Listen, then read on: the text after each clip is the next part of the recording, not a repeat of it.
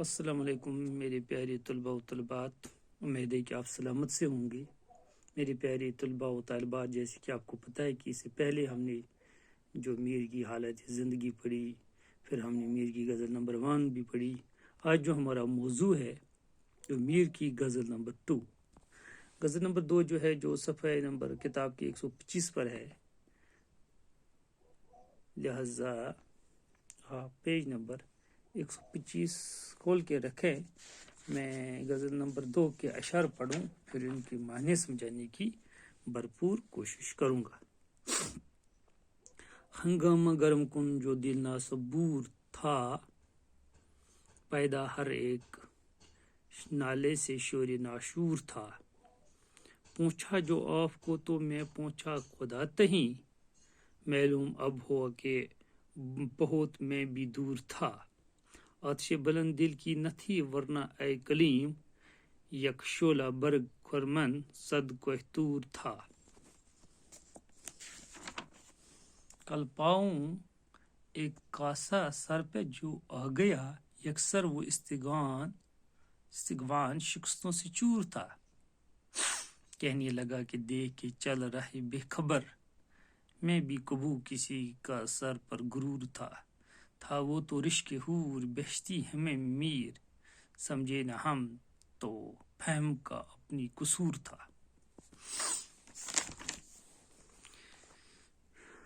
پیارے بچوں، جو اس غزل نمبر 2 کے پہلے شعر جو مطلع ہے،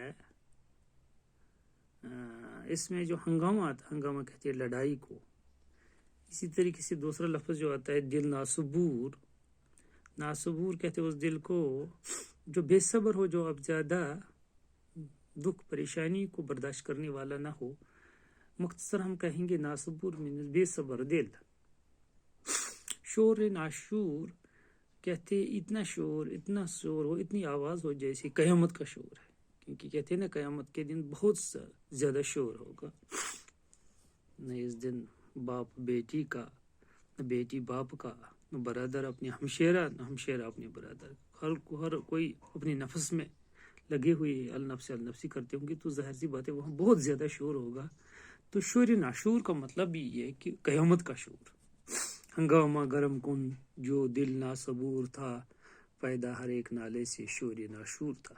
شاعر کہتے ہیں کہ میں اپنی دل کی بربادی اور ویرانی، اس ناصبر دل کی حالت اگر زبان سے بیان کروں تو پیدا ہر ایک نالے سے شور ناشور تھا۔ اگر میں زبان سے منہ سے ادا کروں تو میری ایک لفظ جو ہوگا اس میں اتنا شور ہوگا، لوگ سمجھیں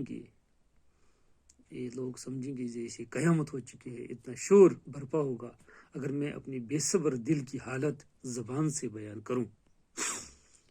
کیونکہ میں نے پہلے ہی آپ کو بتایا کہ میر کو شاعری غم کہتے ہیں، کہ اس کی شاعری میں ہمیں دکھ، یاس، غرما، بے بسی اور لاچارگی کا اظہار ملتا ہے۔ لیکن میں نے یہ بھی بتایا کہ اس کی شاعری میں جو دکھ اور پریشانی میں نظر آتی ہے، وہ ہمیں پریشانیوں سے نہیں گھبراتا، بلکہ پریشانیاں ہو کے بھی زندگی میں آگے بڑھنے کا ایک نیا سلیقہ سکھاتا ہے۔ تو یہاں امیر کہتے ہیں کہ میں اب ہنگامہ گرم کن جو دل ناصبور تھا، میرے دل میں جو ناصبر دل جو ہے، بے صبر دل کی جو حالت ہے، ویرانی جو ہے، بربادی جو ہے، پریشانی جو ہے، اگر میں اپنی زبان سے پیدا کروں تو میری ہر ایک لفظ سے قیامت کا شور برپا ہوگا۔ پوچھا جو آپ کو تو میں پوچھا خدا تہیں، معلوم اب ہوا کہ بہت میں بھی دور تھا۔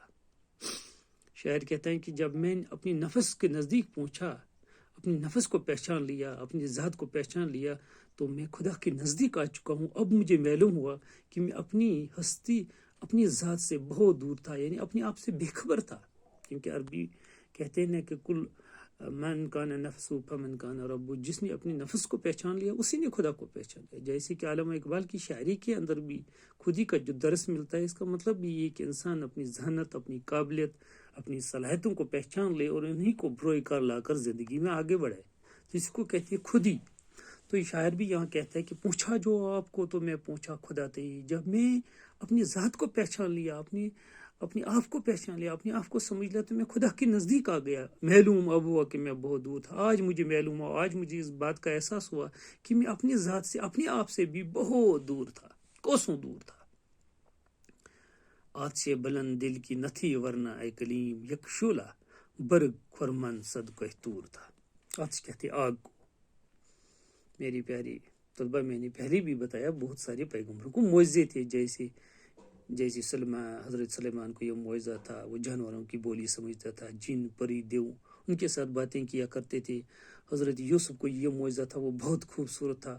حضرت عیسیٰ کو یہ معجزہ تھا کہ وہ بیماروں کے اوپر ہاتھ ڈالتے وہ صحت یاب ہو جاتے. جیسے کہ ہمارے حضرت محمد صلی اللہ علیہ وسلم آخری پیغمبر کو بہترین معجزہ تھا کہ قرآن پاک قیامت کی کل کا سورج جو طلوع ہو جائے تھا، قرآن پاک کے ایک لفظ بھی تبدیل نہیں ہو سکتے. یہ معجزہ قرآن حکیم اس کا معجزہ تھا. لیکن حضرت موسیٰ کو یہ معجزہ تھا، حضرت کلیم اللہ، یعنی وہ کوہ طور پہ جا کے اللہ تعالیٰ سے ہم کلام ہو جاتے تھے، اسی لیے کلیم کہتے تھے. کلام مینس بات کرنے والا، یعنی کلیم یعنی اللہ تعالیٰ سے بات کیا کرنے والا. برگ جو لفظ یہاں ہے، برگ مینس کہتے ہیں بجلی کو، برگ. اسی طریقے سے کوہ طور ایک ایسا پہاڑ جہاں حضرت موسیٰ اللہ تعالیٰ سے باتیں کیا کرتے تھے. تو حد سے بلند دل کی نہ تھی ورنہ کلیم یک شعلہ برگ خرمن صد کوہ طور تھا. شاعر کہتے ہیں اے موسیٰ، ایک عاشق کے دل میں جو آگ ہونی چاہیے تھی، عشق کی آگ کی، اس دل میں وہ عشق کی آگ کی کمزوری تھی، ورنہ اگر پورا کوہ طور راکھ کے ڈیر میں بھی تبدیل ہو جاتا تب بھی تجھے بے ہوش نہیں ہونا چاہیے تھا، بلکہ اپنے مالک سے دیدار کر کے آنا تھا. لہٰذا آپ کی عشق میں شاید کمزوری تھی، جس کی وجہ سے آپ جس سے محبت کرتے تھے اس سے آپ دیدار نہ کر پائے. ورنہ اگر پورا کوہ طور راکھ کے ڈیر میں بھی تبدیل ہو جاتا تب بھی تجھے بے ہوش نہیں ہونا چاہیے تھا. کل پاؤں ایک کاسے سر پہ جو آ گیا، یکسر وہ استغان شکستوں سے چور تھا.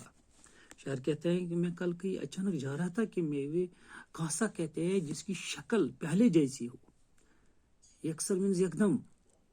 استغوان کہتے ہیں ہڈی کو، چور جو چھوٹے چور چور پاش پاش ہو چکا ہو.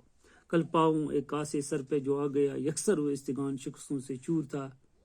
کہنے لگا کہ دیکھ کے چل رہے بے خبر جو ناشنا ہو کسی چیز سے، جس کو کسی چیز کے بارے میں پتہ ہی نہ ہو، جس کو پتہ نہیں ہو راستے کا.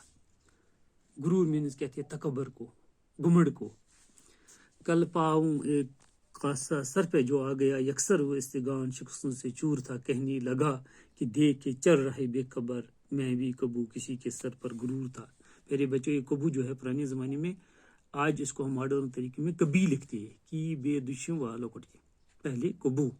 کل پاؤں ایک کاسا سر پہ جو آ گیا. شاعر کہتے ہیں کہ کل میرا پاؤں ایک ایسی ہڈی جس کی شیپ پہلے جیسی تھی، شکل تھی، اس پہ جو آ گیا، اچانک میرا پاؤں اس پہ پڑ گیا تو یکسر وہ استغان شکستوں سے چور تھا. وہ ہڈی جو پہلے کی شیپ کی طرح تھی وہ شکستوں سے چور تھا، وہ پاش ہو چکا تھا، ڈسٹروائے ہو چکا تھا، وہ ختم ہو چکا تھا.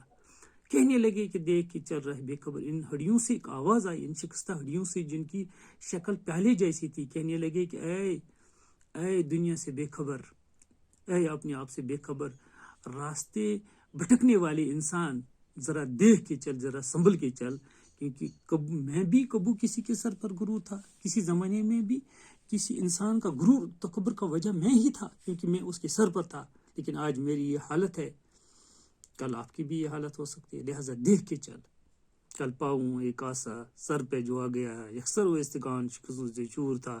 کہنے لگے دیکھ کے چل رہے بے خبر، میں بھی کبھی کسی کے سر پر غرور تھا. شاعر کہتے ہیں ایک پیالے کی شکل کی طرح ایک ہڈی جو پاش ہو چکی تھی، ختم ہو چکی تھی، اچانک میری پاؤں اس پہ پڑ گئے تو وہاں سے ایک آواز لگی، اے دنیا سے بے خبر انسان، اے اپنے آپ سے بے خبر، اے راستے بھٹکنے والے انسان، جلا اس دنیا میں پاؤں کے قدم ڈال، سنبھل کے چل. کیونکہ میں بھی کسی زمانے میں کسی انسان کے گمنڈ اور تکبر کا وجہ تھا. وہ تو رشک حور بہشتی ہمیں میر، سمجھے نہ ہم تو فہم کا اپنی قصور تھا.